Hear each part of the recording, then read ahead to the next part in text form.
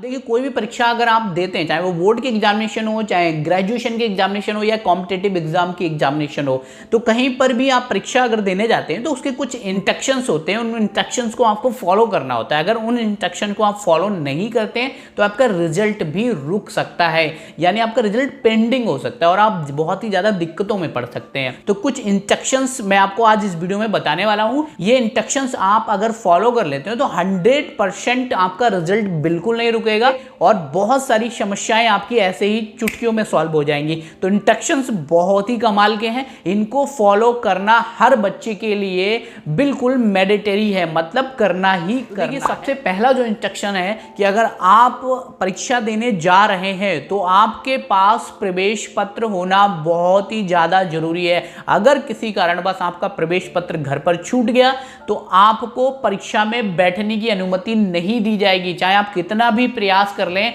कितने भी हाथ पैर जोड़ लें, आपको परीक्षा में बैठने नहीं दिया जाएगा। तो जब भी आप परीक्षा देने जा रहे हैं तो जो भी किट आप तैयार कर रहे हैं उसमें आप मेक श्योर कर लें कि आपने उसमें प्रवेश पत्र रखा है या फिर नहीं रखा है। कुछ स्टूडेंट क्या करते हैं कि प्रवेश पत्र की फोटोकॉपी ले जाते हैं, तो वहां पर फोटोकॉपी आपकी मान्य नहीं होगी। ओरिजिनल जो प्रवेश पत्र आपको स्कूल से मिला है वही लेकर आपको जाना है और इसके अलावा कुछ भी लेकर नहीं जाना है।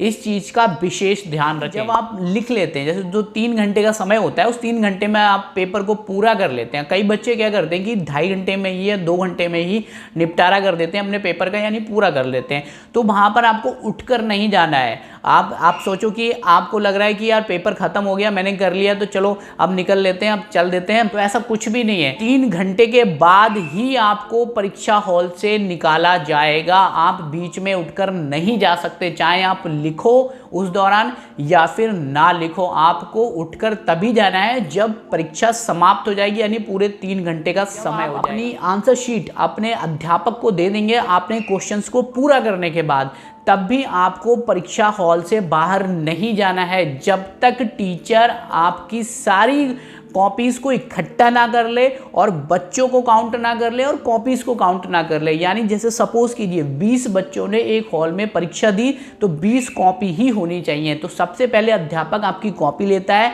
उन कॉपियों की गिनती करता है, फिर स्टूडेंट्स की गिनती करता है। अगर दोनों मैच कर जाते हैं नंबर, यानी कि 20 स्टूडेंट और 20 कॉपी, तभी आपको बाहर जाने की अनुमति मिलती है। अगर उससे पहले ही आप चले जाते हो और आपकी कॉपी मिस हो जाती है तो उसकी पूरी रिस्पॉन्सिबिलिटी आपकी होगी, उस टीचर की बिल्कुल भी नहीं होगी। जो भी लिख रहे हैं वो सिर्फ नीली और काली स्याही से ही लिखना है, यानी नीले पेन और काले पेन से ही लिखना है। इसके अलावा कोई भी दूसरा कलर आपको बिल्कुल भी यूज नहीं करना है। बच्चे केवल एक साइड में ही लिखते हैं, जैसे राइट पेज पे ही लिखते हैं, लेफ्ट वाला पेज छोड़ देते हैं, फिर राइट पे लिखते हैं, लेफ्ट वाला पेज छोड़ देते हैं। तो ऐसा आपको बिल्कुल भी नहीं करना है, इससे नेगेटिव इंप्रेशन पड़ता है एग्जामिनर पे। तो आपको सिंपली क्या करना है कि चाहे आपका राइट पेज हो या लेफ्ट पेज हो, तो पेज के इस तरफ भी लिखना है और पेज के इस तरफ भी लिखना है, दोनों तरफ आपको लिखना है।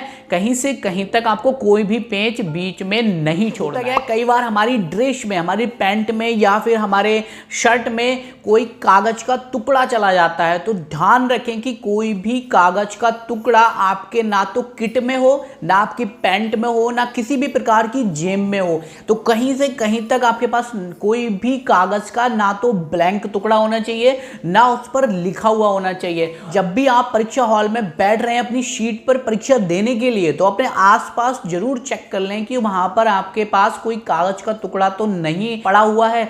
अगर वहां पर कोई भी कागज का टुकड़ा पड़ा हुआ है तो तुरंत अपने परीक्षा अध्यापक को सूचित करें और बता दें, वरना अगर आपके पास वो कागज का टुकड़ा मिलता है तो आप 3 साल के लिए रस्टिकेट कर दिए जाओगे। आपको परीक्षा में बैठने का अधिकार भी नहीं होगा 3 साल तक। इसलिए ध्यान रखें कि कहीं से कहीं तक भी नकल की दृष्टि से बिल्कुल भी ना जाए। ऐसा होता है कि आपका प्रवेश पत्र खो जाता है, तो अगर आपका प्रवेश पत्र खो गया है, आपको नहीं मिल रहा है, तो उस दृष्टि में आप सेकंड प्रवेश पत्र भी निकलवा सकते हैं। को परीक्षा केंद्र का जो संस्थापक है, यानी कि जो एग्जाम कंट्रोलर है आपके केंद्र का, उससे जाके आपको तुरंत सूचित करना पड़ेगा, उससे जाके कांटेक्ट कर लेना और जाकर 50 रुपए का शुल्क जमा होगा।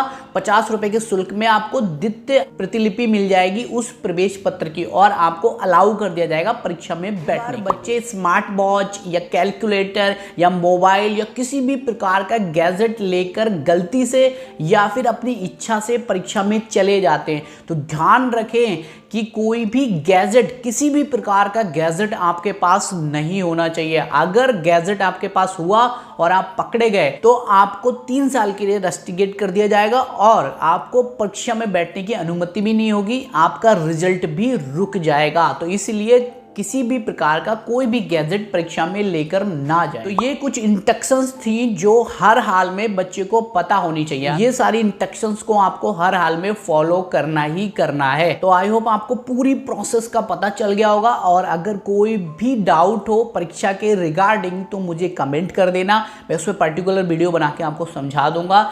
तब तक के लिए ऑल द बेस्ट।